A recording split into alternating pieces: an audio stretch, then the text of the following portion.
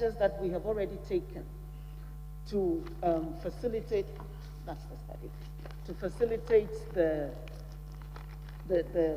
low cost of data is what we implemented in 2019, the non-expiry of bundles. We notified all network operators through, the regulator notified all the network operators that if you purchase a bundle and you haven't used it all up and its validity period expires, you shouldn't lose the bundle that you have, the unexpired bundle, the unused bundle that is on the expired product that you buy. So when you top up, it should be rolled over and you should be allowed to enjoy the benefit of that. The communication service tax was also reduced from 9% to 5% in response to COVID, and that also engendered a reduction in the cost of data for the consumer. We assisted the network operators too with free spectrum. The MTN and Vodafone had challenges with spectrum because of increased usage. And so they were granted the use of free spectrum so that they could also provide affordable services to their consumers.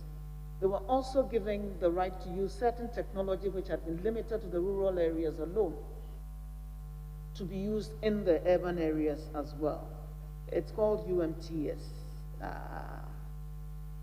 I don't want us to get into that. It is technical. We're also going forward would implement the unified licensing regime for the network operators. So it doesn't matter whether it is 2G, 3G, or 4G spectrum that you have. You can use whatever available technology there is on the available spectrum that you have to deliver the service that you want. Currently, the licenses are spectrum specific, and the technology is tied to the spectrum that you can use. But now they're freeing it up so that with the advances of technology, you can use whatever technology you want to deliver the services that you want. Now, a lot of people are downloading a lot of stuff, Netflix, YouTube, Google, etc. We're going to have conversations with these service providers so that they locate cached service in Ghana.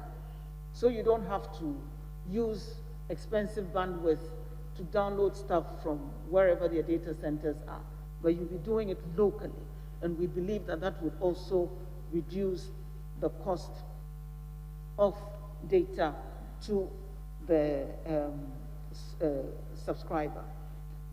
Currently, the question that the minority leader asked about co-location, they're sharing infrastructure, passive infrastructure, towers, so they can co-locate on their towers. But there's a lot more they can do.